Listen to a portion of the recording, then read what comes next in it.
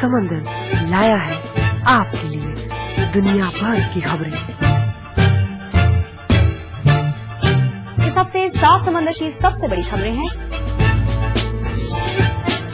Jordan में हुए आत्मघाती हमलों की जिम्मेदारी अल-कायदा ने ली।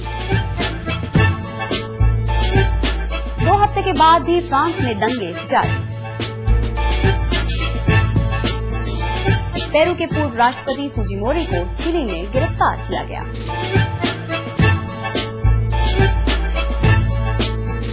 हॉलीवुड की मशहूर फिल्म किंग कॉन्ग का रीमेक रिलीज के लिए तैयार।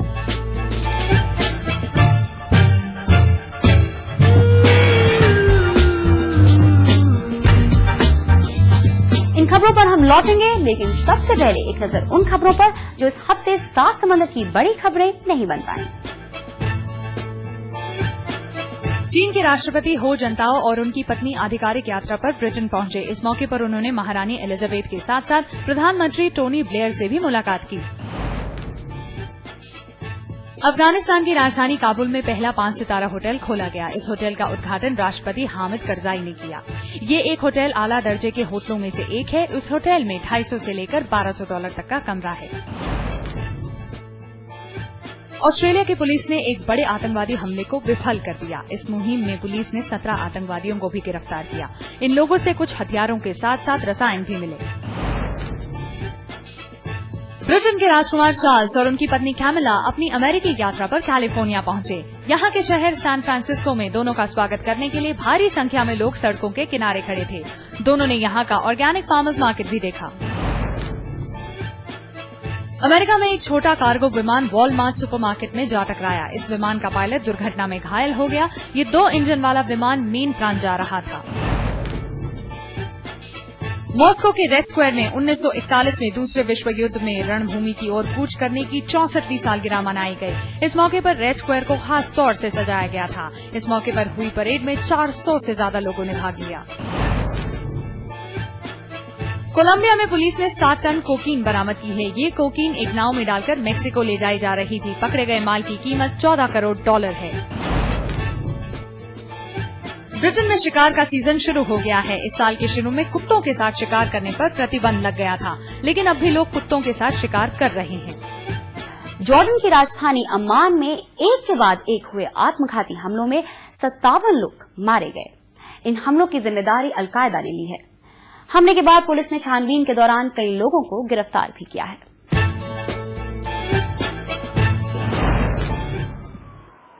जॉर्डन की राजधानी अम्मान के रेडिसन होटल में एक शादी समारोह चल रहा था और अचानक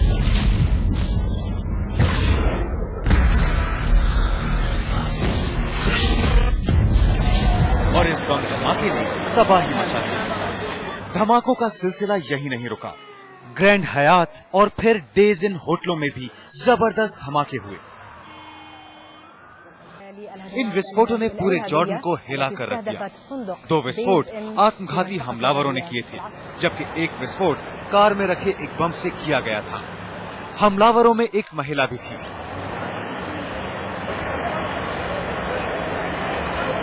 जॉर्डन के राजा अब्दुल्ला हमले के समय कजाकिस्तान में थे।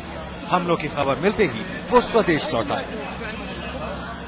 الابتزاز ولا يمكن لهذه الأعمال أن تدفعنا إلى تغيير موقفنا أو قناعتنا أو التراجع عن دورنا في محاربة الإرهاب بكل أشكاله. मरने वाले ज्यादातर लोग जॉर्डन के ही नागरिक थे। अल-कायदा ने एक वेबसाइट पर इस हमले की जिम्मेदारी ली। इस वेबसाइट पर कहा गया था कि इन होटलों में इजरायली और अमेरिकी खुफिया विभाग के कर्मचारी ठहरते थे। विस्फोटों की निंदा दुनिया भर में की गई।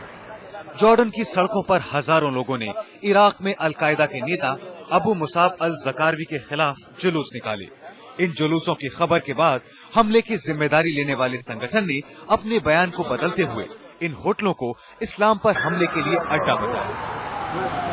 They are not Muslims. They are not Muslims. I repeat, that doesn't have anything with Islam. Islam is not like that. The Muslim people live a unity, and you can see now how we are unified. This is Islam. We feel with each other. We don't kill each other. विस्फोटों के बाद Jordan की सुरक्षा एजेंसियों ने कई लोगों को पूछताछ के लिए गिरफ्तार किया। जानकारों का मानना है कि जॉर्डन काफी समय से अलकायदा के निशाने पर था। ये उन 2 अरब देशों में से एक है जिसने इजराइल के साथ शांति समझौते पर हस्ताक्षर किए हैं। जॉर्डन अमेरिका का सहयोगी देश भी है। चैनल 7 जिंदगी लाइव। फ्रांस में जारी हिंसा अब कम होती दिख रही है। 2 हफ्तों तक चली इस हिंसा को रोकने के लिए सरकार ने प्रशासन को नए अधिकार दिए थे और अब हिंसा के दौरान गिरफ्तार लोगों पर मुकदमे की कार्रवाई शुरू कर दी गई है।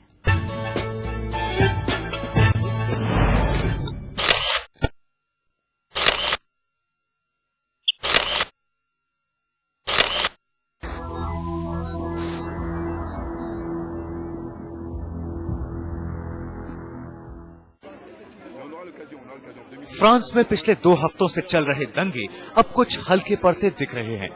जहां एक ओर पेरिस शांत हो गया, वहीं दूसरे इलाकों में भी हिंसा कम होने के संकेत आ रहे हैं। इन दंगों में कमी फ्रांस की सरकार के कुछ कड़े फैसले लिए जाने के बाद से आई है। फैसले के तहत स्थानीय प्रशासन कभी भी कर्फ्यू लगा सकता था, साथ ही किसी भी जगह पर बिना वारंट के रेड मार सकता था। ये कदम दंगों में एक आदमी की मौत के बाद उठाए गए थे। Maintenant à Évreux, parce que les forces de l'ordre ont eu un comportement exemplaire cette nuit à Évreux. Il y a eu des violences inadmissibles, avec notamment 2 fonctionnaires de police qui se sont trouvés gravement blessés, et un certain nombre d'individus s'en sont pris physiquement à des femmes. हालात काबू में करने के लिए सरकार को Paris के साथ साथ 30 और स्थानों पर आपातकाल की घोषणा करनी पड़ी। देश के गृह मंत्री निकोलस सार्कोजी ने कहा कि इन दंगों में करीब 120 विदेशी भी पकड़े गए हैं। इन विदेशियों को देश से बाहर निकाल दिया जाएगा। फ्रांस की राजधानी पेरिस में दंगों के खिलाफ प्रदर्शन भी हुए। दंगों के बाद से ही निंदा झेल रहे राष्ट्रपति शिराक ने भी अपनी चुप्पी तोड़ते हुए देश को दंगों से सीख लेने की सलाह दी। चैनल 7 जिंदगी लाइव। सोमालिया के पास क्रूज शिप पर समुद्री डाकुओं का हमला, देखेंगे थोड़ी देर में। चलती रहेगी जिंदगी लाइव।